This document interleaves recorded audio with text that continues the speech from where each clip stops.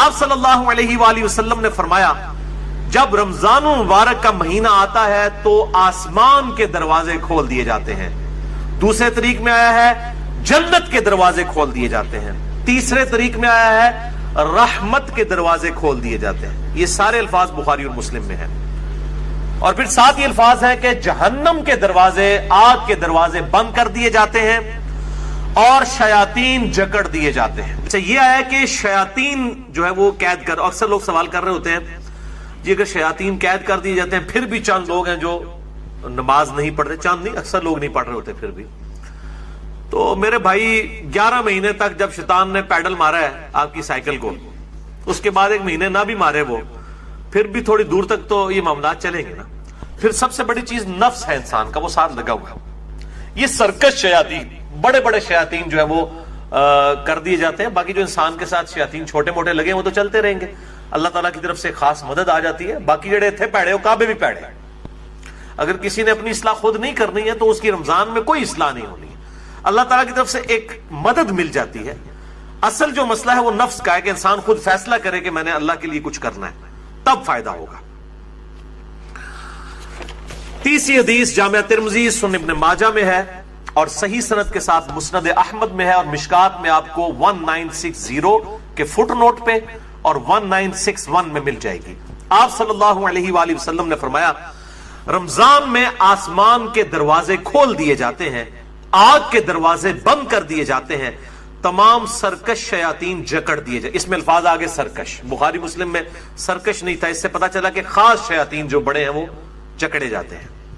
اور ہر رات ایک منادی ندا کرتا ہے اللہ کی طرف سے، اے خیر کے طالب ہمت کر اور آگے بڑھ نیکیاں کرنے کے لیے، اور اے شر کے طالب رک جا، اب تو باز آ جائے اس مبارک مہینے میں. اور اللہ کی طرف سے ہر رات میں لوگوں کو جہنم سے آزاد کیا جاتا ہے. وہ جو روایت ہے وہ جعلی ہے کہ جی وہ پہلا اشرہ جو ہے وہ رحمت کا ہے، دوسرا جو ہے وہ مغفرت کا ہے، تیسرا دوزخ سے رہائی کا ہے. یہ تو ہر رات رہائی ہو رہی ہے. میں اس حدیث کو بھی بتا دوں گا بعد میں شعب الایمان کے حوالے سے. چوتھی حدیث بھی بخاری اور مسلم دونوں میں ہے، مشکات میں 1958. آپ صلی اللہ علیہ وآلہ وسلم نے فرمایا جو شخص ایمان اور احتساب کے ساتھ، اکاؤنٹیبلٹی کے ساتھ، احتساب کو آپ اگر اردو میں ٹرانسلیٹ کریں گے تو 3 چیزوں کا مجموعہ ہے. نمبر 1 اخلاص، نمبر 2 ثواب کی نیت، اور نمبر 3 اصلاح نفس، یعنی نفس کی اصلاح بھی جو ہے مطلوب. رمضان کے روزے رکھے اللہ تعالیٰ اس کے پچھلے سارے گناہوں کو معاف فرما دے گا. اور پھر ساتھ ہی الفاظ ہیں جس نے ایمان اور احتساب کے ساتھ رمضان کی راتوں کا قیام کیا اس کے بھی پرانے سارے گناہ معاف. اور پھر ساتھ ہی فرمایا جس نے شب قدر کا قیام کیا ایمان اور احتساب کے ساتھ اس کے بھی پچھلے سارے گناہ معاف. لیکن لیکن لیکن اس سے مراد چھوٹے گناہ ہیں. بڑے گناہ نیک اعمال سے معاف نہیں ہوتے، وہ صرف توبہ کرنے سے معاف ہوتے ہیں اور گناہ چھوڑنے سے. اس کے سپورٹ میں حدیث ہے صحیح مسلم کی، مشکات میں ہے، اس کا نمبر 564.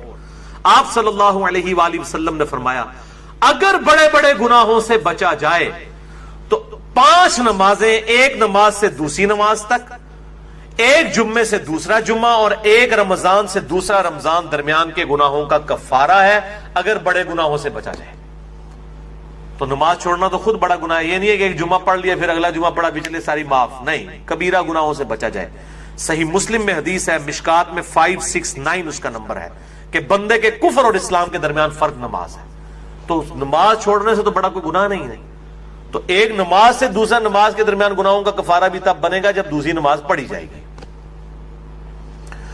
5ویں حدیث بھی بخاری اور مسلم کی متفقن علیہ حدیث ہے، مشکات میں 1959. آپ صلی اللہ علیہ وسلم نے فرمایا رمضان مبارک میں ہر نیک عمل 10 سے 700 گناہ تک بڑھا دیا جاتا ہے. اس لیے ہم کوشش کرتے ہیں کہ زکوٰۃ رمضان کے مہینے میں دیں تاکہ زیادہ ثواب ملے. اور پھر زکوٰۃ ہوتی بھی لیونر ایئرز کے اعتبار سے، وہ سولر ایئرز کے اعتبار سے نہیں دینی ہوتی ہے، چاند کے مہینوں کے اعتبار سے دینی ہوتی ہے. تو وہ آسان ہو جاتا ہے حساب رکھنا. ویسے آپ ایک رمضان میں نکال لیں اور پھر پورا سال دیتے رہے، یا اگلے سال کی بھی پیشگی نکالی جا سکتی ہے۔ زکوٰۃ میں میں نے ڈیٹیل سے لیکچر مسئلہ نمبر 95A اور B دے دیا، جسے شوق ہو تو وہ دیکھیں۔ اور ساتھ ہی الفاظ ہیں بخاری و مسلم کے، اللہ تعالیٰ فرماتا ہے بے شک روزہ خاص میرے لیے ہے اور میں ہی اس کی جزا دوں گا۔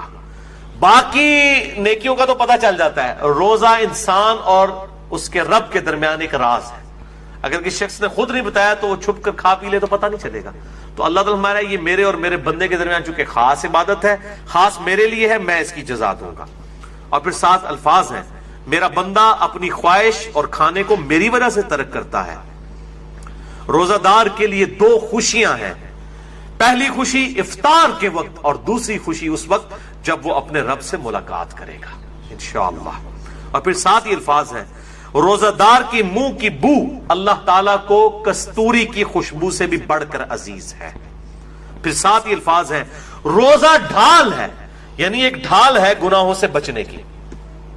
جب تمہارا روزہ ہو تو فحش گوئی اور گناہوں سے اجتناب کرو، اگر روزے کی حالت میں کوئی تم سے جھگڑا کرے تو اس سے کہہ دو کہ میں روزے کی حالت میں ہوں۔ اللہ تو ڈر، میرا بھی روزہ ہے تیرا بھی روزہ ہے یار، جان چھٹ۔ یعنی بجائے یہ کہ ترکی بترکی جواب دیا جائے، لڑائی کی جائے روزے کی حالت میں۔ ویسے روزے کی حالت میں انسان کی حالت بھی ایسی ہوتی ہے کہ انسان کہتا ہے یار کو نیڑے نہ ہی لگے، متھے نہ ہی لگے۔ خصوصاً عصر سے مغرب کا جو وقت ہے اس وقت بڑا مشکل ہوتا ہے، انسان کو گفتگو کرنے کو بھی دل نہیں کرتا، اسی لیے تقویٰ بھی حاصل ہوتا ہے، شہوت بھی ٹھنڈی ہوتی ہے، ہر چیز ٹھنڈی ہو جاتی ہے ظاہر ہے جب انسان روزہ رکھتا ہے۔ تو روزہ ڈھال ہے، جب تمہارا روزہ ہو تو فحش گوئی مت کرو، گناہوں سے بچو، اور جب کوئی جھگڑا کرنے لگے اس سے کہہ دو کہ میرا روزہ ہے۔ چھٹی حدیث سنن نسائی اور مسند احمد میں ہے، مشکات میں 1962، آپ صلی اللہ علیہ وآلہ وسلم نے فرمایا، تمہارے پاس رمضان مبارک کا مہینہ آیا ہے، اللہ نے اس کے روزے تم پر فرض کیے ہیں، اس میں آسمان کے دروازے یعنی جنت کے دروازے کھول دیے جاتے ہیں، جہنم کے دروازے بند کر دیے جاتے ہیں۔ جنت کے 8 دروازے ہیں اور دوزخ کے 7، اور سرکش شیاطین جکڑ دیے جاتے ہیں۔ اس ماہ میں ایک رات ایسی ہے جو 1000 مہینوں سے افضل ہے، جو ہم پچھلی دفعہ مسئلہ نمبر نیو 44 میں ڈسکس کر چکے۔ جو شخص اس کی خیر اور بھلائی سے محروم ہو گیا واقعی ہر بھلائی سے محروم ہو گیا۔ اور میں نے شب قدر کو پانے کا آسان طریقہ بتایا تھا، وہ جسے شوق ہو تو وہ لیکچر دیکھ سکتا ہے۔ اچھا، اسی کانٹیکسٹ میں ایک مشہور حدیث ہے جو اکثر ڈاکٹر اسرار صاحب بھی بیان کرتے تھے، لیکن وہ سخت ضعیف روایت ہے۔ اس میں کافی الفاظ تو باقی احادیث بخاری مسلم میں اور اس میں بھی موجود ہیں، لیکن کچھ الفاظ جو ہے اس کے ضعیف ہیں۔ وہ شعب الایمان امام بیہقی کی کتاب سے ہے اور مشکات میں 1965 نمبر ہے کہ آپ صلی اللہ علیہ وسلم نے شعبان کی آخری رات میں صحابہ سے خطاب کیا کہ اب رمضان کا مہینہ شروع ہونے والا ہے اور یہ برکتیں ہیں، وہ ساری وہی ہیں جو ہم ڈسکس کر چکے۔ اس کے اینڈ پہ آتا ہے کہ اس کا پہلا عشرہ، پہلے 10 دن رحمت کے ہیں، دوسرے 10 دن جو ہیں وہ مغفرت کے ہیں، اور تیسرے 10 دن جو ہیں وہ دوزخ سے چھٹکارے کے ہیں۔ اور پھر لوگوں نے اس کے اوپر خود سے وہ دعائیں بھی ڈیوائز کر لی ہوئی ہیں، بالکل جعلی روایت ہے یہ۔ اور اس کے ایک طریق کے اندر علی بن زید مشہور ضعیف راوی ہے، اور دوسرے طریق میں سلیمان راوی جو ہے وہ منکر الحدیث ہے۔ منکر الحدیث وہ راوی ہے جس کی حدیثیں ترک کر دی جائیں، یہ شدید ترین جرح ہوتی ہے۔ اسی طریقے سے یہ اکثر رمضان سے پہلے بھی وہ یہ میسج چل رہا ہوتا ہے کہ جس نے رمضان کے چاند دیکھنے کی خوشخبری، تو یہ وہ سب جعلی جھوٹی روایتیں ہیں، اور اس طرح کی روایتیں بالکل آگے بیان نہ کیا کریں، ان کی کوئی اصلیت نہیں ہے، اللہ سے ڈر جائے۔ مسئلہ نمبر 36 ہے میرا ضعیف الاسناد اور من گھڑت احادیث کے فتنے کا تحقیقی جائزہ۔ 7ویں حدیث بھی بخاری اور مسلم دونوں میں، آپ دیکھ لیں اکثر حدیثیں بخاری اور مسلم سے ہیں۔ مشکات میں 1957 اس میں الفاظ ہے کہ جنت کے 8 دروازے ہیں، ان میں سے ایک دروازے کا نام ہے الریان، جو خاص ان لوگوں کے لیے ہے جو روزہ دار ہیں۔ ان کو اس دروازے سے آواز دی جائے گی کہ جو دنیا میں روزہ رکھا کرتے تھے، الریان دروازے سے ندا کی جائے گی اور ان کو جنت میں اس دروازے سے داخل کیا جائے گا۔ اس کے علاوہ ذاکرین کے لیے ہے اور قتال کرنے والوں کے لیے، مختلف نیکیوں کے لیے دروازے آئے ہیں۔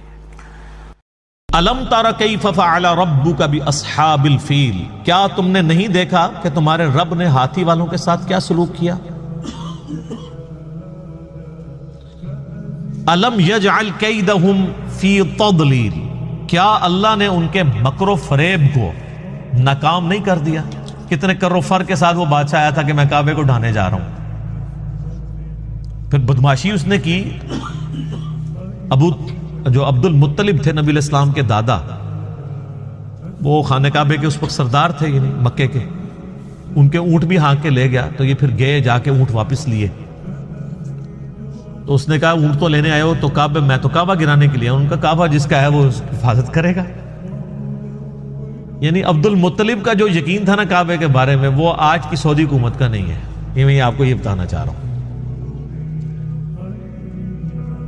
تو اللہ تعالیٰ فرماتا ہے کہ دیکھو ہم نے ان ہاتھی والوں کے ساتھ کیا کیا، ان کے مکر و فریب کو ناکام کر دیا۔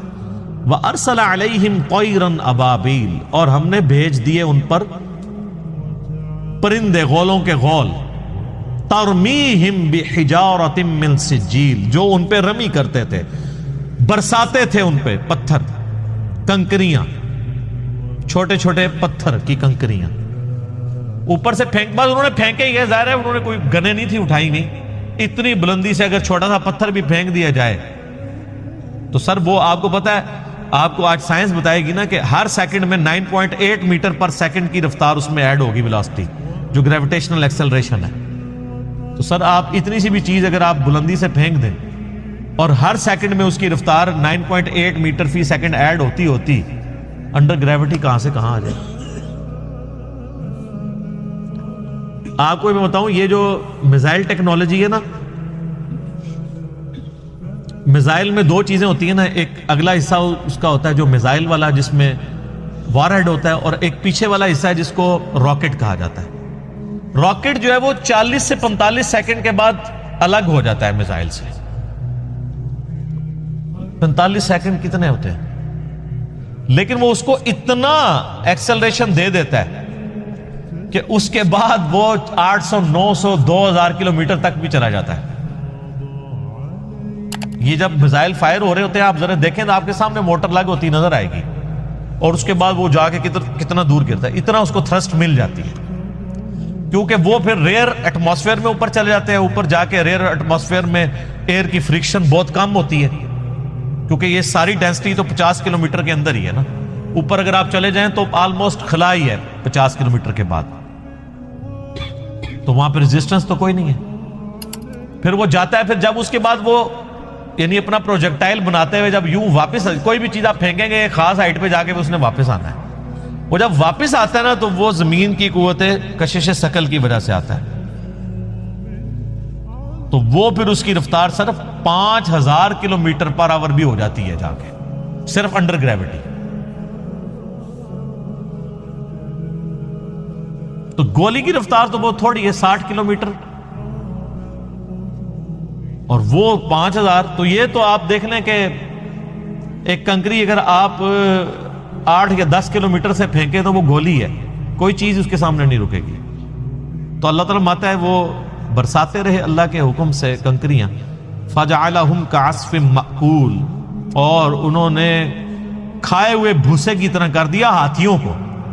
یعنی ہاتھی اگر مرا پڑا ہو اور اس پہ آ کے چیلیں یا گدھ یا کوے آ کے اس کا گوشت کھائیں تو اینڈ پہ آپ کو کیا نظر آئے گا؟ اس کے ڈھانچے بھوسے کی فارم میں بکھرے ہوئے۔ تو یہ حالت ہو گئی ہاتھیوں کی، تو یہ بہت بڑا واقعہ تھا۔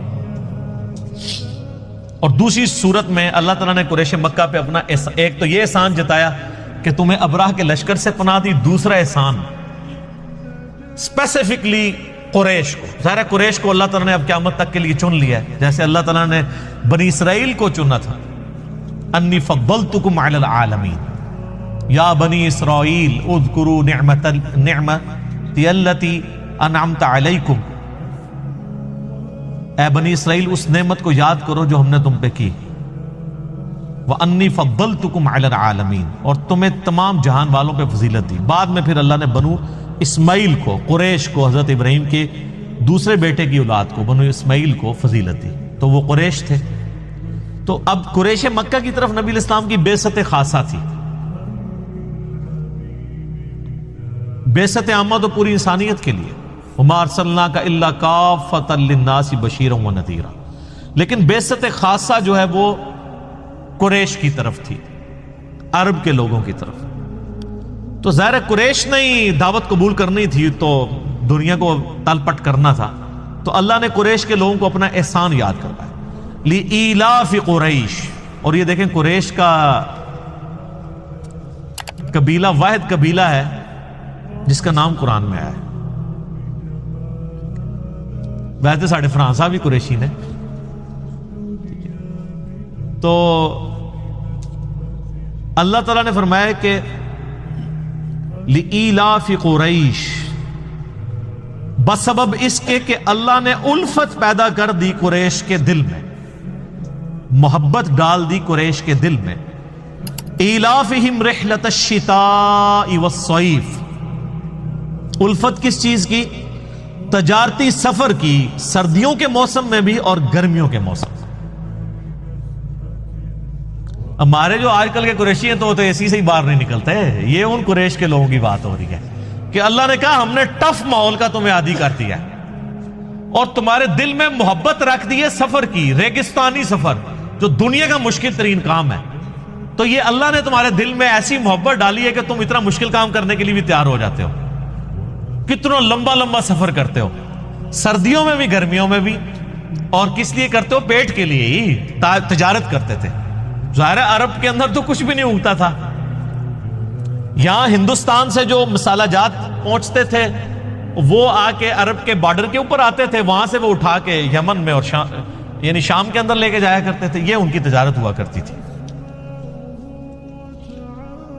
تو اللہ تعالیٰ میں ہم نے تمہارے دلوں میں محبت ڈال دی ہے سفر کی، گرمی ہو سردی ہو تم سفر کرتے ہو. یہ قریش کے اوپر اللہ کا احسان ہے کہ تمہارا سارا جو لائف لائن ہے تجارت ہے، اور اس تجارت کے لیے سفر بڑا ضروری ہے. سفر دنیا کا مشکل ترین کام ہے اور تمہارے دل میں اللہ نے سفر کی محبت ڈال دی ہے، اتنے مشکل.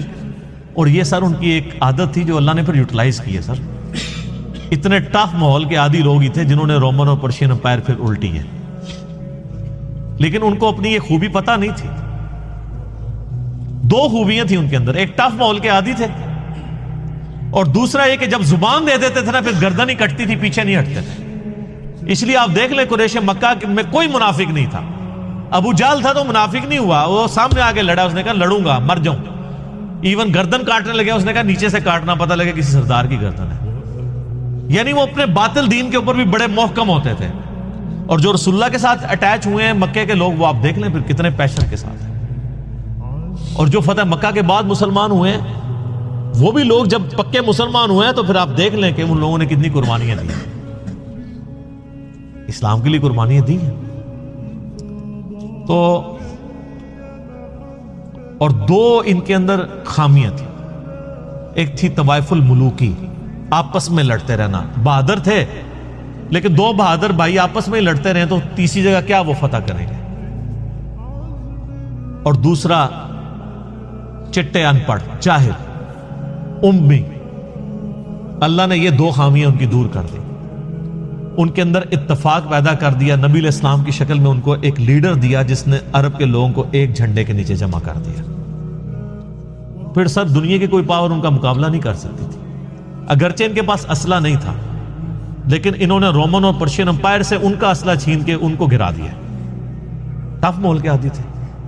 اور علم اللہ نے دے دیا، ان کی اپنی زبان میں ان کو کتاب دے دی، قرآن.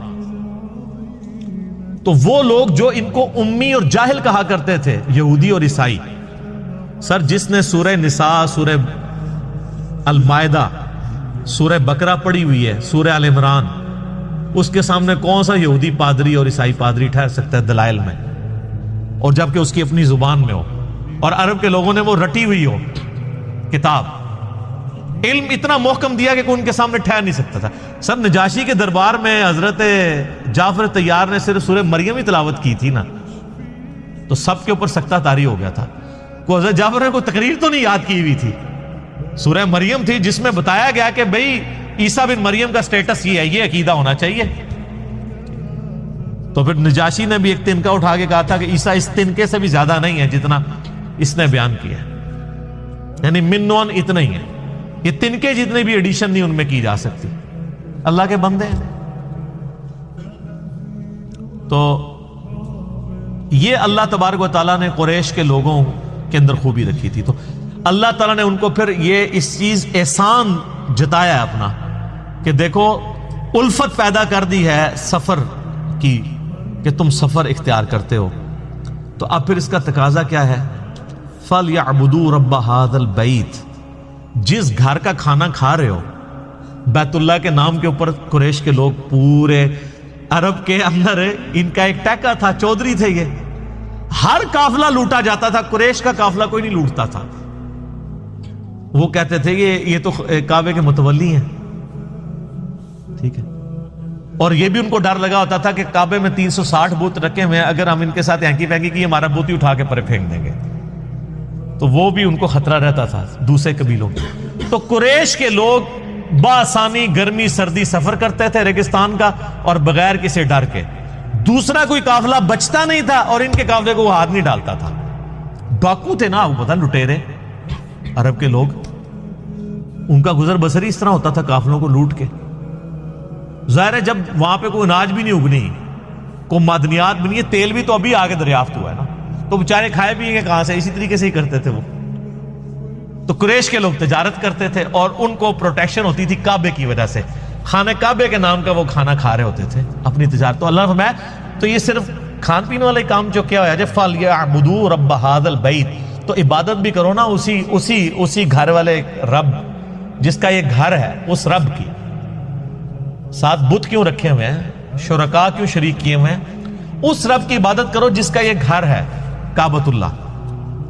الذی اطعمہم من جوع. وہ اللہ جس نے تمہیں کھلایا جبکہ تم فاقے میں تھے. وآمنہم من خوف. اور تمہیں امن دیا خوف میں. سارے قافلے خوف کی حالت میں گزرتے ہیں اور قریش کے قافلے کو کوئی لوٹتا ہی نہیں ہے. کیسا امن دیا ہے؟ کس کی برکت سے؟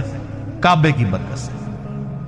اور اسی کعبے کی برکت سے جو تم تجارت کرتے ہو، تمہارا سارا کھانا پینا اس تجارت پہ ڈیپینڈنٹ ہے، وہ بھی کعبے کا ہی کھا رہے ہو. تو اس کا تقاضا نہیں ہے کہ جس رب کا یہ گھر ہے اس کی پوجا بھی کرو. یہ اللہ نے ان کو احسان جتایا. یہ سورہ قریش آپ نے کئی بار سنی ہوگی، لیکن آپ کو پتہ نہیں اس کے اندر کیا قیامت ہے.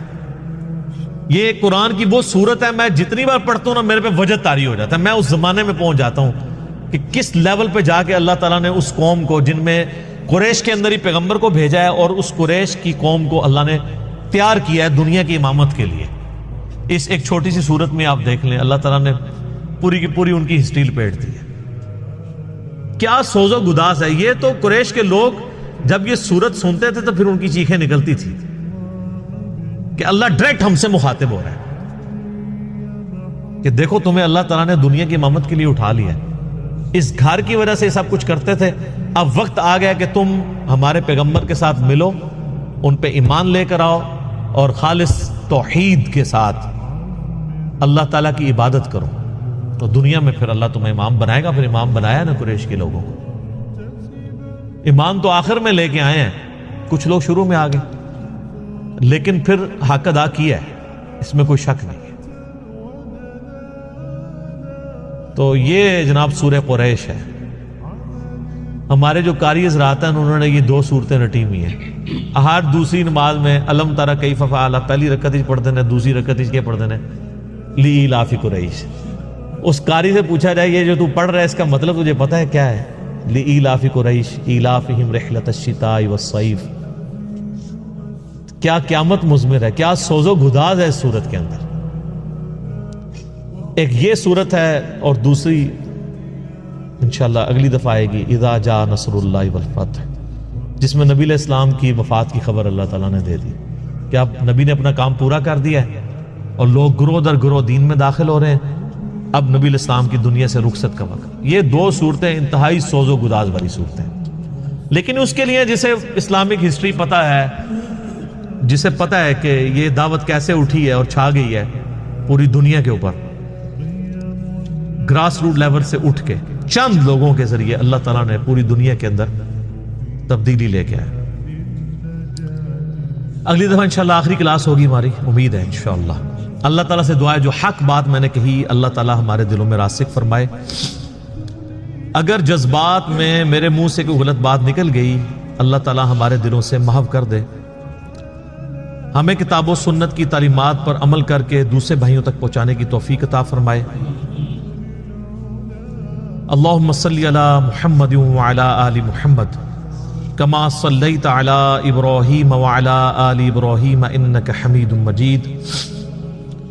अल्लाहुम्मा बारिक अला मुहम्मद व अला आलि मुहम्मद कमा बारकता अला इब्राहीम व अला आलि इब्राहीम इन्नका हमीदुम मजीद। सुब्हानक अल्लाहुम्मा व बिहम्दिक अशहदु अन ला इलाहा इल्ला अंत अस्तगफिरुका व अतूबु इलैक व मा अलैना इल्ला अल बलागुल मुबीन। जज़ाकुमुल्लाहु खैरन।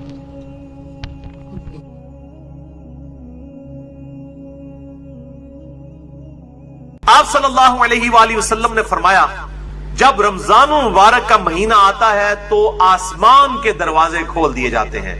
दूसरे तरीक में आया है जन्नत के दरवाजे खोल दिए जाते हैं। तीसरे तरीक में आया है रहमत के दरवाजे खोल दिए जाते हैं। ये फौकियत हासिल है कि रमजान मुबारक का जो टॉपिक है पूरे कुरान में सिर्फ एक ही जगह पे डिस्कस हुआ है, पूरे कुरान में, और वो सूरतुल बकरा का रुकू नंबर है 23।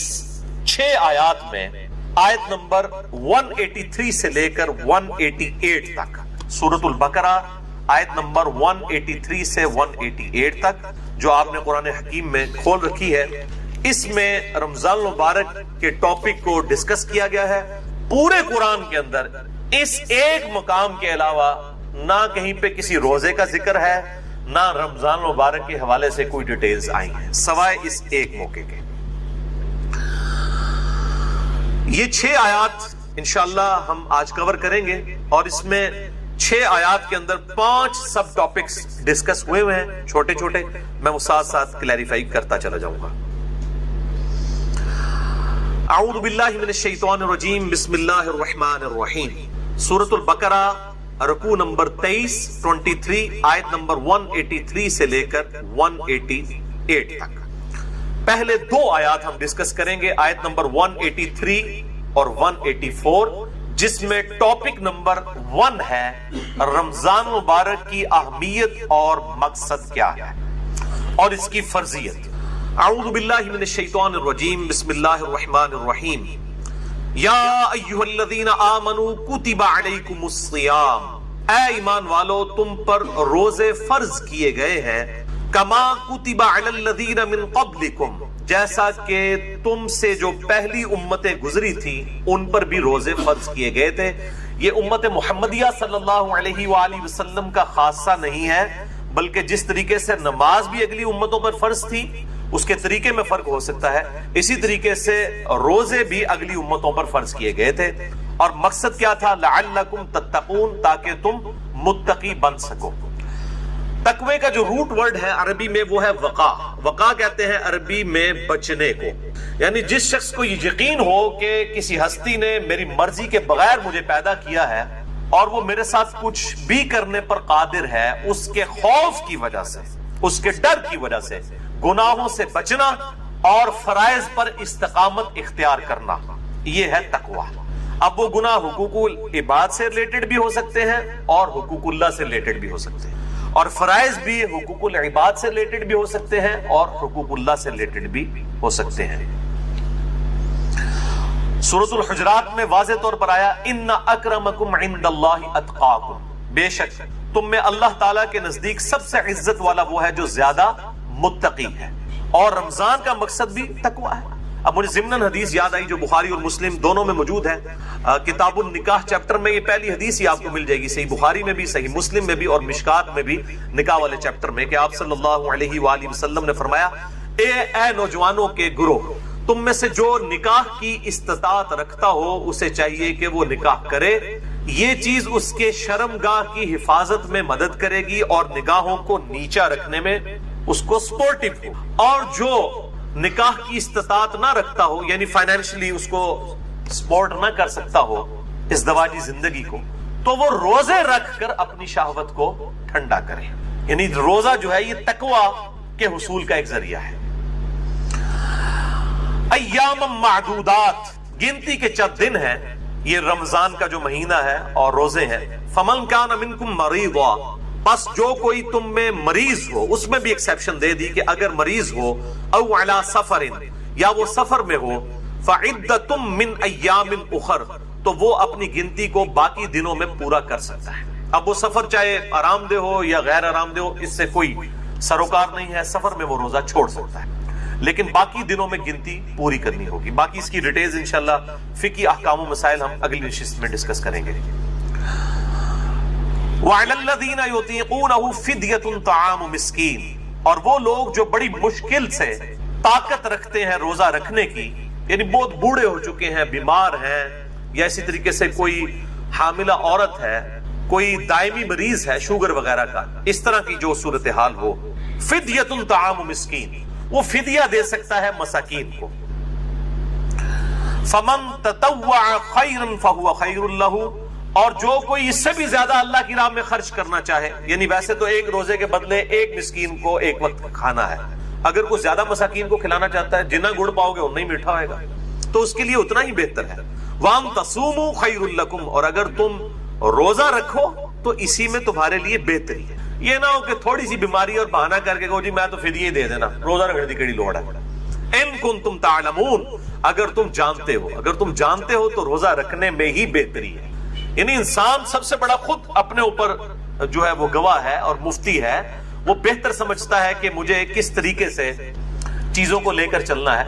جیسے دنیاوی منفعت کے لیے وہ انسان چھوٹی چھوٹی چیزوں کا خیال رکھتا ہے، تو آخرت کے اعتبار سے بھی وہ خیال رکھے۔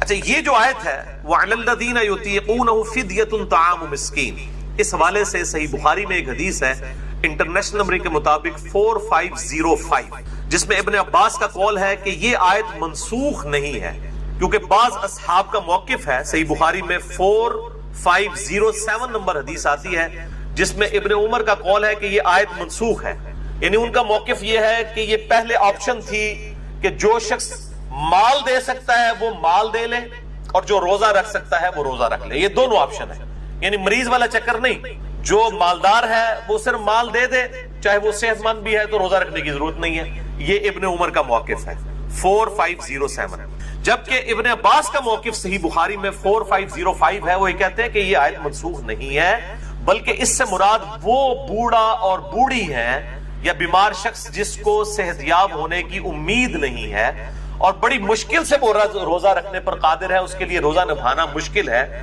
جیسا کہ بعض کا شوگر کی بیماری ایسی ہو سکتی ہے کہ انسان کے لیے مشکل ہو جائے آج کے دور کے اندر، یا بڑھاپا خود بہت بڑی بیماری ہے، کوئی 80-90 سال کا کوئی بزرگ ہے اور وہ روزہ نہیں رکھ سکتا، تو اس کے لیے یہ آپشن ہے کہ وہ اس کے بدلے فدیہ دے دے، ایک وقت کا مسکین کو کھانا کھلا دے۔ صحیح بخاری میں آتا ہے انس بن مالک جب بوڑھے ہو گئے تھے، ان کی عمر 100 سال کے قریب تھی، تو روزانہ وہ ایک مسکین کو کھانا کھلایا کرتے تھے گوشت کے ساتھ، دال نال نہیں، گوشت نال، اللہ کی راہ میں گوشت کے ساتھ کھانا۔ اور یہ بھی آتا ہے کہ وہ بسا اوقات 30 مساکین کو اکٹھا بٹھا کر کھانا کھلا دیا کرتے تھے 30 کے 30 روزوں کا۔ تو یہ دونوں طرح آپشن موجود ہے، جس طرح بھی کر لیا جائے۔ میں انشاءاللہ اگلی دفعہ اس پہ ڈیٹیل بات کروں گا۔ اگلی آیت سورۃ البقرہ آیت نمبر 185 رمضان مبارک کی فضیلت اور روزوں کی فرضیت اور شرعی احکام سے ریلیٹڈ ہے، یہ سب ٹاپک ہے اس کا۔ شہر رمضان الذی انزل فیہ القرآن، رمضان کا مہینہ وہ ہے جس میں نازل ہوا قرآن، یعنی یہ رمضان کی فضیلت ہے کہ قرآن اس میں نازل ہوا ہے۔ اور کب نازل ہوا؟ انا انزلناہ فی لیلۃ القدر، جس کے حوالے سے پچھلی دفعہ میری تقریباً کوئی 1 گھنٹہ 20 منٹ کی گفتگو ہے، مسئلہ نمبر نیو 44 شب برات اور شب قدر کے حوالے سے، میں آج اس کی ڈیٹیل میں نہیں جاؤں گا۔ ہدی للناس، جو انسانیت کے لیے ہدایت ہے، وبینات من الہدی، اور اس میں ہدایت کے روشن دلائل موجود ہیں، والفرقان، اور حق اور باطل میں تمیز کرنے والی یہ کتاب ہے۔ یعنی اولڈ ٹیسٹمنٹ، نیو ٹیسٹمنٹ کے بعد یہ اب فائنل ٹیسٹمنٹ ہے، الفرقان، حق اور باطل میں تمیز کرنے والی کتاب۔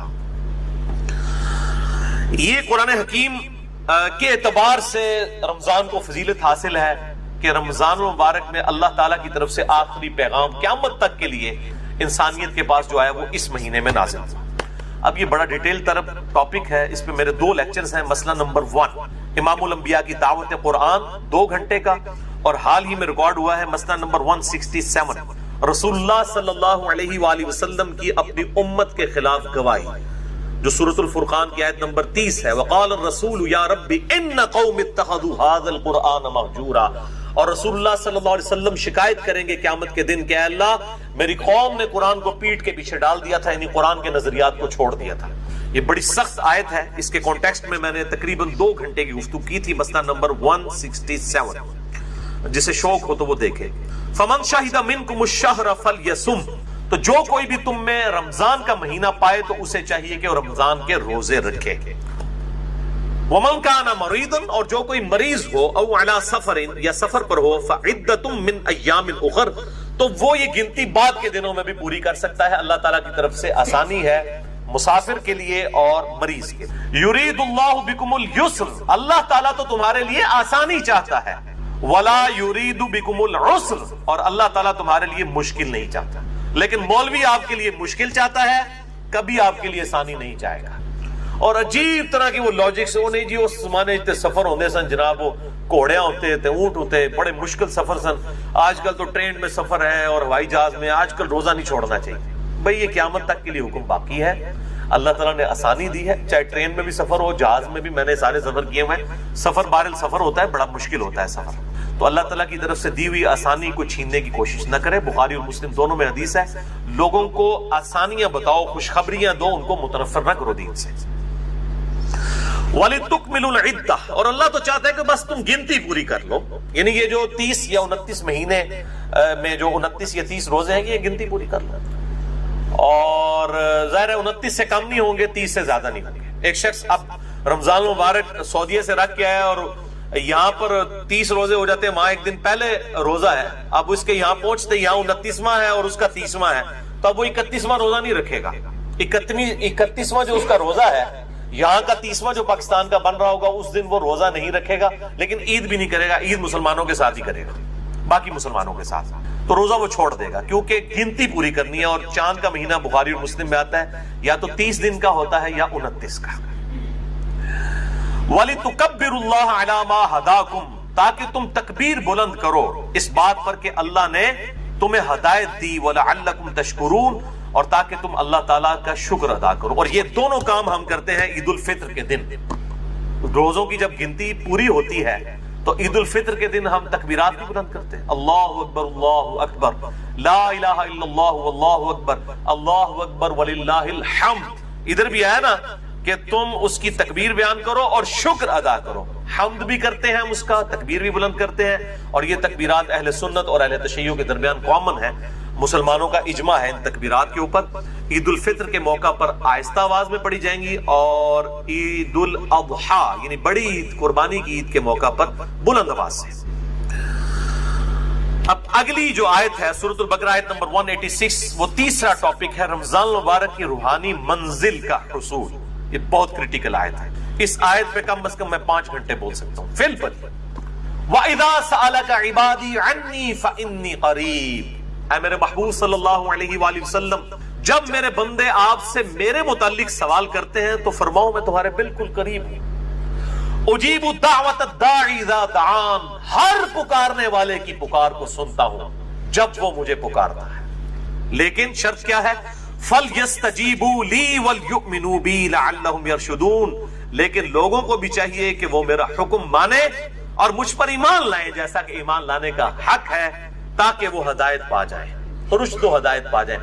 یعنی یہ ون وے ٹریفک نہیں ہے، گاڈ کو رسپانس کریں گے پھر آگے سے رسپانس ملے۔ والذین جاہدوا فینا لنہدینہم سبلنا، جو لوگ ہماری راہ میں کوشش کریں گے ہم ان کے لیے اپنی راہیں کھولیں۔ یہ نہیں ہے کہ انسان جو ہے وہ کوشش کوئی نہ کرے اور پھر کہے کہ اللہ تعالیٰ میرے ساتھ وہ والا معاملہ فرمائے، نہیں۔ جب میرے بندے آپ سے میرے متعلق سوال کریں فرما دیجئے میں تمہارے بالکل قریب ہوں، ہر پکارنے والے کی پکار کو سنتا ہوں جب وہ مجھے پکارے، لیکن لوگوں کو بھی چاہیے کہ میرا حکم مانے اور مجھ پر ایمان لائیں جیسا کہ ایمان لانے کا حق ہے۔ اب یہ بڑی امپورٹنٹ آیت ہے، اس کو میں نے ڈکلیئر کیا ہے انسانیت کا میگنا کارٹا۔ 13ویں صدی عیسوی کے اندر اور بعد میں پھر 17ویں صدی عیسوی کے اندر ریوائز کیا گیا۔ میگنا کارٹا ایک آئینی چارٹر تھا جو کنگڈم تھی انگلستان کی، اس کی طرف سے کہ بادشاہ پر عوام کے کیا حقوق ہیں، اور اس میں یہ تھا کہ ہر شخص کا یہ حق ہے کہ وہ بادشاہ وقت کا دروازہ کھٹکھٹا سکتا ہے، اسے کہا جاتا تھا میگنا کارٹا. انسانیت کا میگنا کارٹا یہ ہے کہ اللہ تعالیٰ فرماتا ہے کہ ہر شخص مجھ سے رابطہ کر سکتا ہے. جب میرے بندے میرے متعلق اے محبوب صلی اللہ علیہ وآلہ وسلم آپ سے سوال کریں تو آپ فرمائیے میں تمہارے بالکل قریب ہوں. ابھی بڑا اچھا موقع تھا کہ جب میرے بندے آپ سے میرے بارے میں پوچھیں تو آپ فرما دیجئے کہ میں عرش کے اوپر ہوں. یہ بھی تو کہا جا سکتا ہے. جس طرح آج سلفیوں کو فکر پڑ جاتی ہے جی وہ قریب کہہ دیا تو وہ کہیں وہ وحدت الوجود نہ ہو جائے، فلاں نہ ہو جائے، یہ تو بڑا خطرناک موقع تھا، یہاں تو یہ بات ہی نہیں کرنی چاہیے. تو اس لیے میں نے اس اعتبار سے بڑے ہی ایکسٹریم رویے ہیں جہمیہ کی طرف سے بھی اور آج کے بعض سلفی علماء کی طرف سے بھی، یہ بہت ایکسٹریم رویے ہیں. اللہ تعالیٰ اپنے عرش پر مستوی ہے جیسا کہ اس کی شان کے لائق ہے، اور وہ عرش پہ ہوتے ہوئے ہمارے ساتھ ہے جیسا کہ اس کی شان کے لائق ہے. اس کی تعویل کرنا جو ہے 11,000 وولٹ کو ہاتھ ڈالنے والی بات ہے. ورنہ صحیح مسلم میں حدیث ہے کہ ہر شخص کا دل رحمان کی 2 انگلیوں میں.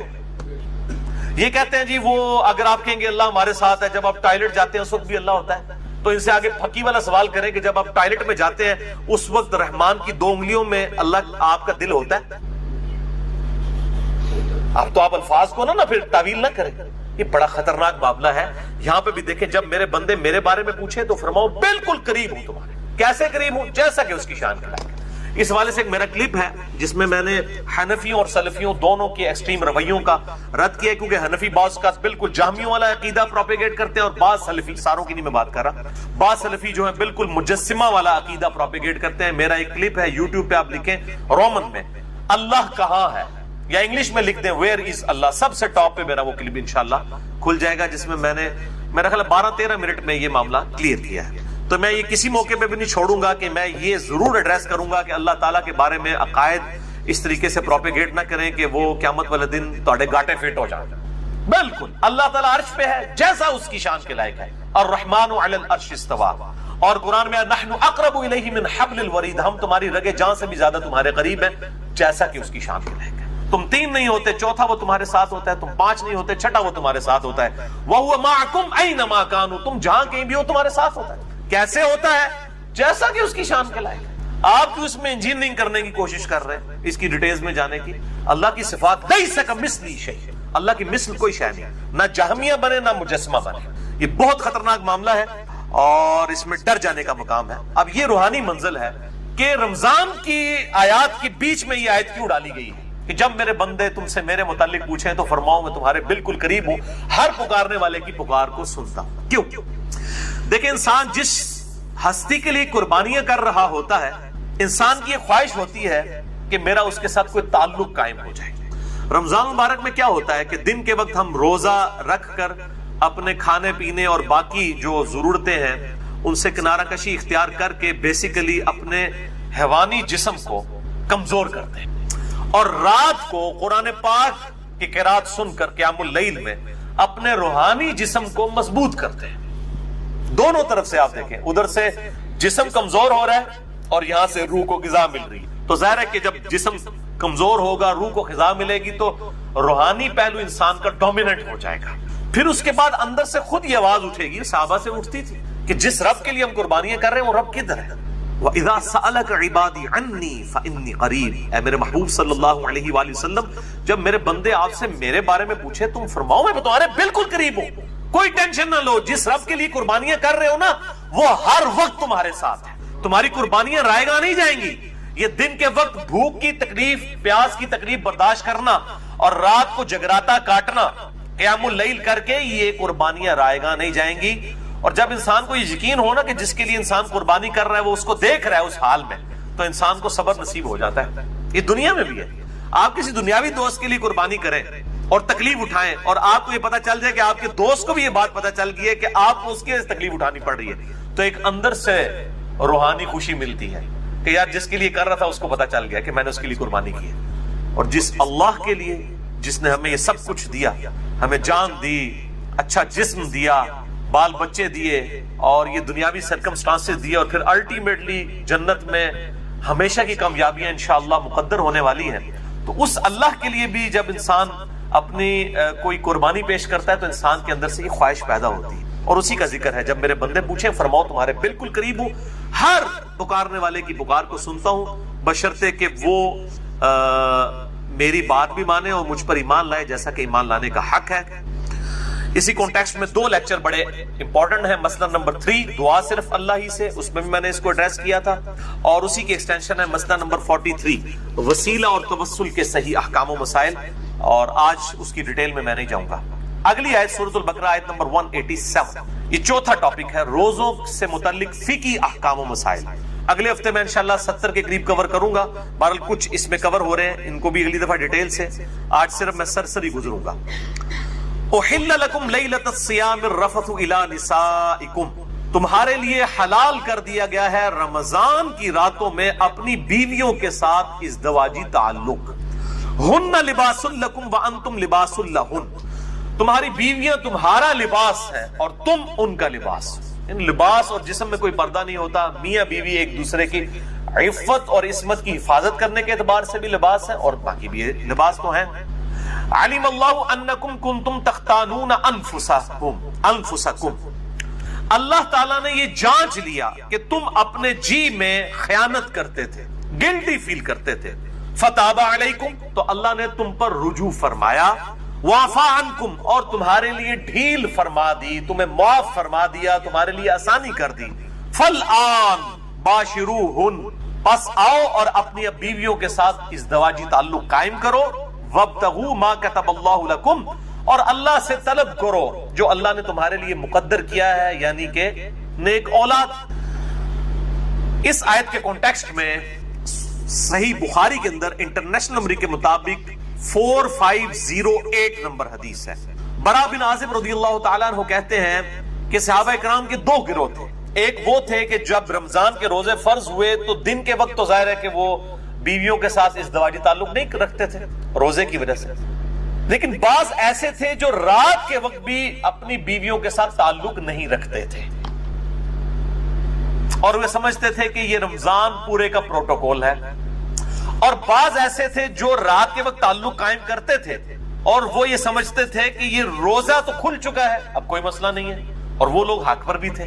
لیکن ساتھ ہی ان کے دل میں گلٹ بھی رہتا تھا. یہ جو الفاظ آئے نا کہ کنتم تختانون انفسکم، تم اپنے جی میں خیانت محسوس کرتے تھے. خیانت ہے نہیں تھی، لیکن اندر سے محسوس کرتے تھے کہ واضح حکم نہیں آیا، کہیں ہم غلطی نہ کر رہے ہو.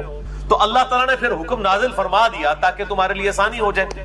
تو پھر اللہ تعالیٰ نے یہ آیات نازل فرمائی کہ کوئی اس میں ممانعت نہیں ہے. دن کے وقت یہ پروٹوکول ہے، روزے کا کھانا پینا اور ازدواجی تعلق والا معاملہ جو ہے اس سے بچنا ہے. رات کے وقت ہے یہ معاملہ نہیں ہے. وَكُلُوا وَاشْرَبُوا حَتَّى يَتَبَيَّنَ لَكُمُ الْخَيْطُ الْأَبْيَضُ مِنَ الْخَيْطِ الْأَسْوَدِ، اور کھاتے پیتے رہو سحری کے وقت یہاں تک کہ جو سفید ڈورا ہے وہ رات کے جو سیاہ ڈورا ہے اس سے ممتاز ہو جائے. من الفجر، فجر کے وقت، یعنی فجر کے وقت جب آپ مشرق کی طرف منہ کریں تو سیاہی ہوتی ہے.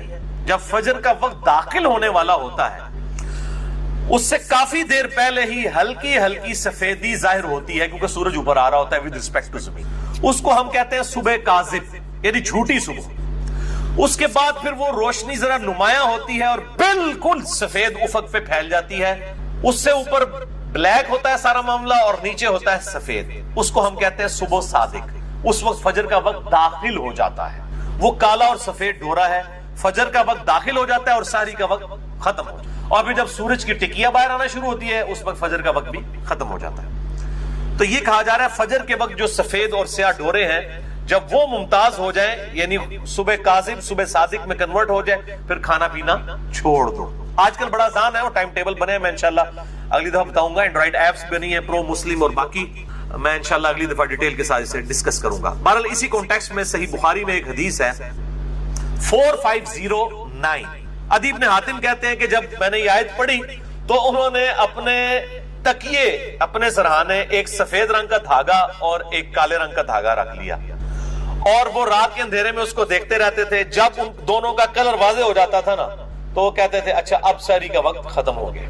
تو نبی صلی اللہ علیہ وآلہ وسلم کو آ کر عرض کی تو آپ صلی اللہ علیہ وسلم مسکرائے اور آپ نے مزاح کے طور پہ فرمایا کہ تیرا تکیہ اتنا چوڑا ہے کہ آسمان کے ڈورے اس کے نیچے آ جاتے ہیں. اس سے مراد آسمان کے ڈورے ہیں، آسمان پہ جو سفید اور سیاہ ڈورا ہے یہ والے ڈورے نہیں ہیں.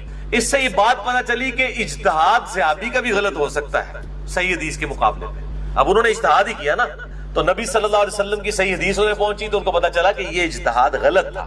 یہ پھکی ہے خصوصاً اپنے مقلدین علماء اور بھائیوں کے لیے جو کہتے ہیں اجتہاد. تو یہ اجتہاد کو ہم بھی مانتے ہیں لیکن کتاب و سنت اجماع کے بعد. اجتہاد تو صحابی کا بھی غلط ہو سکتا ہے کتاب و سنت کے مقابلے میں. وہ صحابی کا اجتہاد ہی تھا نا کہ کالا اور سفید ڈورا, انہوں نے اپنے دماغ سے سوچا, لیکن اللہ کے نبی کی حدیث آئی, آپ نے فرمایا کہ نہیں اس سے مراد وہ ہے. تو اب اس میں کوئی ضد نہیں کر لیجیے. تو قرآن حکیم میں ہر چیز موجود ہے, انسان تھوڑا سا تفکر کرے تو حق بات انسان کو پتہ چل جائے گی. ثم اتم الصیام الی اللیل, اور پھر اس کے بعد روزے کو رات تک مکمل کرو. اب یہ بڑا کڑوا ٹاپک ہے اور بون آف کنٹینشن ہے سنی اور شیعہ کے درمیان. میں انشاءاللہ اگلی دفعہ یہ مسئلہ بھی حل کر دوں گا. یہاں پہ الفاظ یہ نہیں ہے کہ روزے کو مکمل کرو شام تک, یہ الفاظ ہیں روزے کو مکمل کرو رات تک.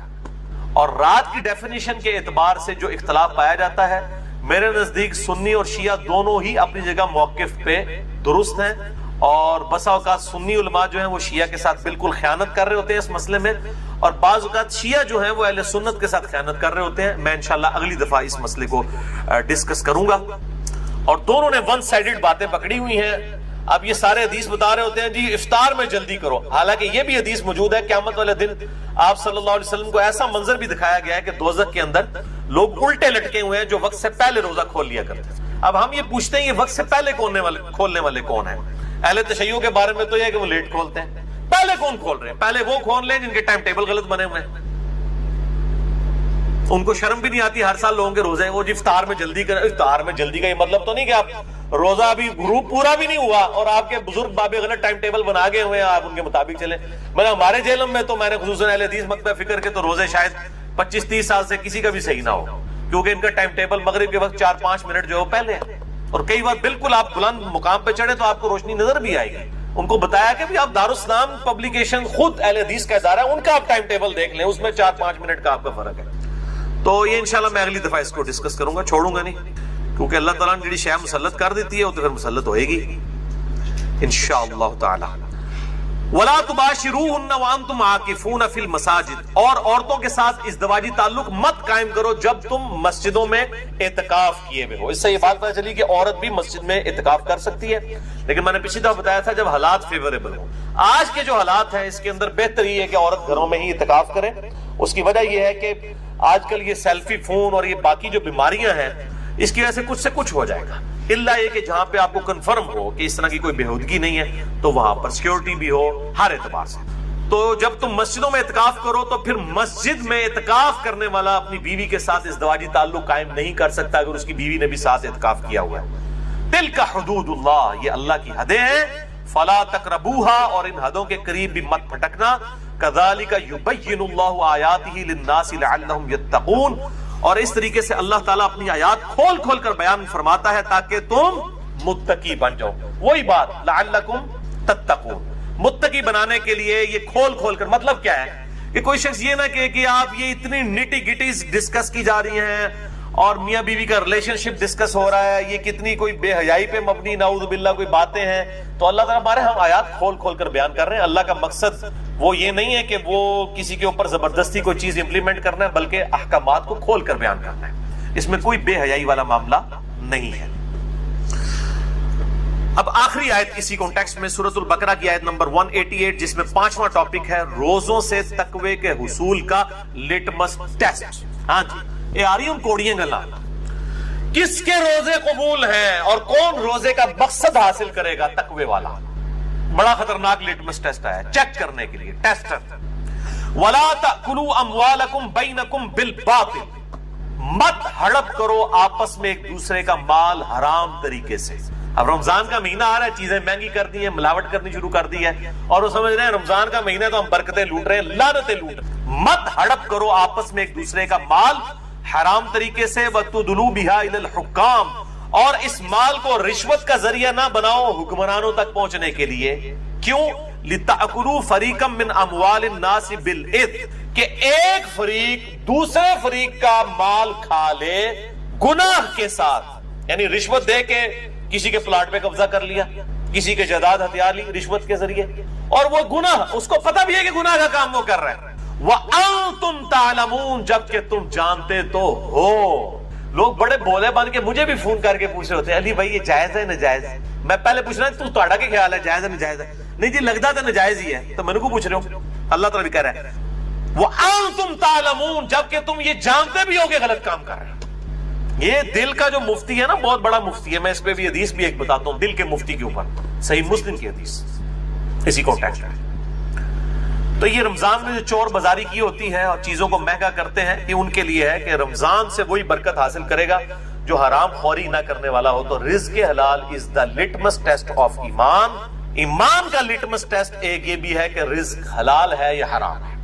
اگر رزق حرام ہے تو کوئی تقوی نہیں ہے, کوئی روزے نہیں ہیں. یہ کہتے ہیں پتہ نہیں قبول ہوئے نہیں, پتہ لگ گیا جناب تہاڈے تے کنفرم نہیں ہوئے جڑے اس طرح دے کام کرتے ہیں. تو میں ان کو پھر بتاتا ہوں آج کنفرم نہیں ہوئے تہاڈے قبول. قرآن اس لکھے حرام خوری کرنے والوں کا کہاں پہ روزہ قبول ہے, کسی کو دھوکہ دینے والے کا, کسی کے ساتھ زیادتی کرنے والے کا. اور ایک طرف سے مال ہڑپ کر کے لوگوں کی افطاریاں کروا رہے ہوتے ہیں. ٹھیک ہے جی, وہ سمجھتے ہیں ہم بڑا کوئی نیکی کا کام کر رہے ہیں. حرام کا مال کھا کر حرام مال کیوں اللہ تعالیٰ کنڈیم فرما رہا ہے؟ کیونکہ یہ حقوق العباد کا مسئلہ ہے. جب آپ حرام کما رہے ہیں تو کسی دوسرے کا حق جو ہے وہ غصب کر رہے ہیں. اصل میں آپ پیسے تو لے رہے ہیں اس سے پورے, لیکن مال میں خیانت کر کے اس کو دے رہے ہیں. تو یہ حقوق العباد کا مسئلہ ہے, اس لیے اللہ تعالیٰ اس معاملے میں سختی فرماتا ہے. اب یہ اتنا کڑوا ٹاپک ہے, اس پہ گھنٹوں بولا جا سکتا ہے, لیکن اس کو سکپ بھی نہیں کیا جا سکتا. میں 3 حدیثیں رزق حلال کے کانٹیکسٹ میں یہاں پہ بیان کر دوں تاکہ پتہ چلے روزے کس کے قبول ہیں. باقی جسے ڈیٹیل چاہیے ہو تو مسئلہ نمبر 51 ہے میرا, رزق حرام کی مذمت اور دنیا پرستی کا انجام اور اس کا علاج, اہل سنت پاک.com ہماری ویب سائٹ پہ. اب قرآن پاک اب بند کر دیں, یہ ٹاپک مکمل ہو گیا. یہ 3 حدیثیں, اس کے بعد 17 حدیث بیان کر کے لیکچر کنکلوڈ انشاءاللہ. رزق حلال کے کانٹیکسٹ میں پہلی حدیث صحیح بخاری سے اور مشکات میں اس کا نمبر ہے 2761. آپ صلی اللہ علیہ وآلہ وسلم نے فرمایا لوگوں پر ایک ایسا زمانہ بھی آئے گا کہ انسان اس چیز کی پرواہ نہیں کرے گا کہ اس کا مال حلال طریقے سے آ رہا ہے یا حرام طریقے سے. وَلِعَوْذُ بِاللَّهِ تعالی, یہ اسی دور کے لیے بات ہو رہی ہے. لوگ پرواہ نہیں کریں گے اس بات, اور نہیں جی نہیں حلال سے تو گزارا ہی نہیں ہوتا, وہ سارے ہی کر دینے جی, انسان پرواہ ہی نہیں کرے گا. تو جو دل کا مفتی ہے وہ بتا دیتا ہے کہ یہ حلال طریقے سے آ رہا ہے یا حرام. وہ سن لیا حدیث صحیح مسلم کی مشکات میں ہے 5073. آپ صلی اللہ علیہ وآلہ وسلم نے فرمایا گناہ وہ جو تیرے دل میں کھٹکے اور تو اس بات سے ڈرے کہ لوگ اس پر مطلع نہ ہو جائیں. یعنی جس گناہ کے بارے میں آپ کو یہ کھٹکا ہونا کہ اگر لوگوں کو پتا چل گیا کہ یہ میں نے کیا کیا ہے تو سمجھ لیں وہ گناہ ہے. یہ لوگ جو پوچھ کے فون کر کے پوچھ رہے ہوتے ہیں نا, میں ان کو کہتا ہوں آپ اعلانیہ پبلک کو بتائیں کہ ہم یہ کام کر رہے ہیں تو انشاءاللہ. وہ جی دودھ میں پانی نہ ملائیں جی, خالص دودھ کتنے 100 روپے کلو ہی دے سکتے ہیں نا جی, 60 روپے کیڑا ہے, لوگوں کو پتا ہے نا کہ 60 روپے کیڑا خالص ہے, پانی والا ہوگا. تو آپ لکھ کے لگا دیں کہ یہ 60 روپے کلو دودھ ہے اور پانی کی ملاوٹ کے ساتھ. اگر آپ سمجھتے ہیں گناہ کا کام نہیں ہے لکھ کے لگا دیں. ہاں پھر کوئی لے تو پھر آپ پہ کوئی گناہ نہیں. دودھ میں پانی ملانا کوئی ملاوٹ نہیں ہے, اس کا چھپانا ملاوٹ ہے. آپ لکھیں کہ پانی والا دودھ 60 روپے, خالص دودھ 100 روپے, لیں گے لوگوں کو پتہ چل دے گا. لیکن 60 روپے خالص دودھ لکھ رہے ہیں تو ملاوٹ کر رہے ہیں, حرام خوری ہے. گناہ وہ جو تیرے دل میں کھٹکے اور تو اس بات سے ڈرے کہ لوگ اس پر مطلع ہوں. اسی کانٹیکسٹ میں ایک اور حدیث ہے جامع ترمذی, سنن نسائی اور مسند احمد میں مشکات میں 2773 ہے. مولا حسن ابن علی رضی اللہ تعالی عنہما وعلیہم السلام, سیدنا علی کے بڑے بیٹے حسن ابن علی کہتے ہیں کہ میں نے خود اپنے نانا سے رسول اللہ صلی اللہ علیہ وسلم سے ایک بات سنی اور میں نے حفظ کر دی کہ آپ صلی اللہ علیہ وسلم نے فرمایا جو چیز تجھے شک میں ڈال دے اسے چھوڑ دے, شک سے پاک شے کو اختیار کر کیونکہ سچائی میں اطمینان ہے اور جھوٹ میں شک ہے. جو چیز شک میں ڈال دے اسے چھوڑ دے. لیکن ہم چھوڑ دیتے ہیں, لیکن دنیاوی والی چیز ہے, دین والی چیز میں کو کنفرم بھی بتا دینا کہ غلط ہو رہا ہے, اور کہتے ہیں نہیں ایڈی بھی سختی نہیں ہے دین, اور یہاں کہہ رہا ہے شک میں بھی ڈال دے چھوڑ دو. دوسری حدیث رزق کے حلال کے کانٹیکسٹ میں صحیح مسلم سے ہے اور مشکات میں 2860. نبی صلی اللہ علیہ وسلم ایک اناج کے ڈھیر کے پاس سے گزرے, کوئی صحابی اناج بھیج رہا تھا, یہ کوئی بریلوی دیوبندی اہل حدیث شیعہ نہیں تھا, کوئی صحابی تھا. آپ صلی اللہ علیہ وسلم نے اپنا مبارک ہاتھ اس کے اناج کے اس غلے کے ڈھیر میں داخل کیا تو آپ کو نمی محسوس ہوئی اپنے ہاتھ میں. آپ نے فرمایا یہ کیا ہے؟ اس نے کہا یا رسول اللہ صلی اللہ علیہ وسلم رات کے وقت بارش ہوئی تھی تو یہ گندم گیلی ہو گئی، اناج گیلا ہو گیا. تو آپ صلی اللہ علیہ وسلم جلال میں آئے، آپ نے فرمایا تم نے اس گیلے اناج کو اوپر کیوں نہیں کیا تاکہ خریدنے والوں کو یہ پتا چل جائے کہ تم یہ گیلا اناج بیچ رہے ہو. اور پھر آپ نے ساتھ ہی فرمایا من غشا فلیس منی، جس نے ملاوٹ کی، جس نے دھوکہ دے کے سامان بیچا، اس کا مجھ سے کوئی تعلق نہیں ہے. لیکن ہم کیا کہتے ہیں؟ اے اللہ جو کچھ بھی ہے تیرے محبوب کی امت سے ہے. اور محبوب کیا کہہ رہے ہیں صلی اللہ علیہ وآلہ وسلم؟ جس نے ملاوٹ کی اس کا میرے سے کوئی تعلق نہیں. ان تہاڈی گل منی ہے یا محبوب دی گل منی ہے صلی اللہ علیہ وآلہ وسلم؟ تسی تے کہہ رہے ہو یا اللہ اسی نہ نماز پڑھنی ہے، نہ اسی حرام خوری چھڈنی ہے، یا اللہ جو کچھ بھی ہے مردود ہے، بے ایمان ہے، ٹھگ ہے، اللہ جو کچھ بھی ہے تیرے محبوب کی امت سے ہمیں اسی طریقے سے قبول فرما لے. اور نبی صلی اللہ علیہ وسلم کیا فرما رہے ہیں؟ جس نے ملاوٹ کی وہ میرے سے ہے ہی نہیں ہے. اب آپ لاکھ کہتے ہیں جو کچھ بھی ہے تیرے محبوب کی امت سے، محبوب تو پہلے ہی فارغ کر کے ملاوٹ کرنے والا نو ون وے ٹریفک چلائی رکھو، کسی کام کی نہیں. جس نے ملاوٹ کی وہ ہم میں سے نہیں ہے. تیسری حدیث بھی صحیح مسلم سے ہے، مشکات میں 2760. یہ بہت ڈاڈی حدیث ہے، بڑی سخت حدیث ہے. آپ صلی اللہ علیہ وآلہ وسلم نے فرمایا بے شک اللہ پاک ہے اور صرف پاک مال کو قبول فرماتا ہے. کسی بندے نے حرام کی کمائی سے کوئی ہاسپٹل کھول لیا، اللہ کے حضور 0 سے ملٹیپلائی. اللہ تعالیٰ نہیں دیکھنا مریضوں کا علاج ہو رہا ہے، یہ تو دنیا کا مسئلہ ہے. اللہ تعالیٰ کو کیا پرواہ ہے کسی کی؟ اللہ تعالیٰ کا تو موقف یہ ہے حلال مال قبول کروں گا. ایک بندے کی گانے کی کمائی ہے اور وہ اس سے ہاسپٹل بنا دیتا اور سمجھتا ہے میں بڑا نیکی کا کام کر رہا ہوں. یا اسی طریقے سے ایک بندہ ہے وہ جناب جو ہے وہ لوگوں کی جائیدادوں پر ناحق قبضہ کرتا ہے اور پھر کہتا ہے جی میں 1 لاکھ کا دسترخوان چلا رہا ہوں روزانہ. میں نام نہیں لے رہا تاکہ اصلاح کا دروازہ بند نہ ہو، آپ سب کو پتا ہے. لوگ کہتے ہیں جی بڑا نیکی کا کام ہے، جی 1 لاکھ بندے روٹی کھواندا ہے، لکھوں لگوں دی زمینہ ہتھیا کے اللہ کے حضور 0 سے ملٹیپلائی. یہ آپ اپنی داڑھیوں سے، پگڑیوں سے، ان ساری چیزوں سے عوام کو دھوکہ دے سکتے ہیں، اللہ تعالیٰ کو تو دھوکہ نہیں دیا جا سکتا. صحیح مسلم میں ہی حدیث ہے نا، اللہ تعالیٰ تمہاری شکلوں اور مال کو نہیں دیکھتا، دلوں اور اعمال کو. وہ دیکھے گا شکل تو اس نے خود بنائی ہے، اسے شکل کیوں دیکھنی ہے؟ کدی نورانی ہے تو کدی کالی ہے، انہیں آپ بنائی ہوئی ہے. جس شخص کی شکل اگر خوبصورت نہیں ہے تو اس نے خود کیا بنائی ہے؟ وہ تو اللہ نے بنائی ہے، تو اللہ نے شکلیں کیوں دیکھنی ہے؟ مال بھی نہیں دیکھنا، وہ بھی اسی کا دیا ہوا ہے. دلوں اور اعمال کو دیکھنا ہے کہ اس نے حرام سے کمایا ہے کہ حلال سے، اور اس کی نیت کیا ہے؟ اللہ کی راہ میں خرچ کر کے جو ہے وہ لوگوں سے داد وصول کرنا ہے یا اللہ کے حضور اپنا اخلاص اور اجر پکا کرنا ہے. یہ اللہ نے یہ دیکھنا ہے. اور پھر اسی حدیث میں 7 الفاظ ہیں. آپ صلی اللہ علیہ وآلہ وسلم نے قرآن کی 2 مختلف آیات تلاوت کی. ایک یہ تھی یا ایھا الرسل کلوا من الطیبات واعملوا صالحا، اے اللہ کے پیغمبروں کھاؤ اللہ کے پاکیزہ مال میں سے اور اعمال کرو نیک. اور دوسری آیت پڑھی یا ایھا الذین آمنوا کلوا من طیبات ما رزقناکم، اے ایمان والو کھاؤ اللہ تعالیٰ کے دیے ہوئے پاکیزہ مال میں سے. پھر آپ صلی اللہ علیہ وسلم نے اسی صحیح مسلم کی حدیث کے الفاظ ہیں، آپ نے فرمایا کہ ایک شخص دور دراز کا سفر کر کے آتا ہے، پراندہ بال ہے، جسم مٹی سے آلود ہے، ایسی حالت ہے کہ عام آدمی کو بھی اس کی حالت دیکھ کر ترس آ جائے، اور پھر وہ ہاتھ لمبا کر کے دعا کرتا ہے یا رب یا رب. لیکن وہ اس حال میں اللہ کو پکار رہا ہے کہ اس کا کھانا حلال کے مال سے نہیں ہے، حرام کے مال سے ہے، اس کا پینا حرام کے مال سے ہے، اس کا لباس حرام کے مال سے ہے، اس کا جسم حرام کے مال سے پرورش چڑھا ہے. اللہ تعالیٰ ایسے کی دعا کیوں کر قبول کرے گا کہ جس کا کھانا پینا اور لباس اور اس کی پرورش حرام کے مال سے ہوئی ہے. آپ صلی اللہ علیہ وسلم کے الفاظ ہیں اللہ تعالیٰ اس کی دعا کیوں کر قبول کرے گا، اس کا پکارنا کیوں کر قبول کرے گا. بولے اعوذ باللہ تعالی. تو میں پھر وہی جملہ ریپیٹ کروں گا، رزق حلال از دا لٹمس ٹیسٹ آف ایمان. اور یہی لٹمس ٹیسٹ ہے کہ کسی کے روزے قبول ہوئے یا نہیں قبول ہوئے. اب میرے بھائیوں آخر میں 17 صحیح الاسناد حدیث ہیں، لیکن ان کو ڈسکس کرنے سے پہلے ایک دفعہ دروشی پڑھ لیجئے.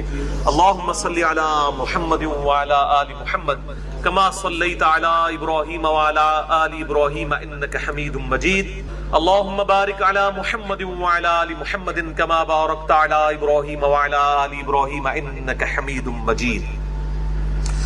اب میرے بھائیوں آخر میں 17 صحیح الاسناد احادیث اور یہ 17 کا عدد میں نے لیا ہے دن رات میں فرض نماز کی رکعتوں کی تعداد 17 ہے، جس پہ اہل سنت اور اہل تشیع کا اجماع ہے، پوری دنیا کے مسلمانوں کا۔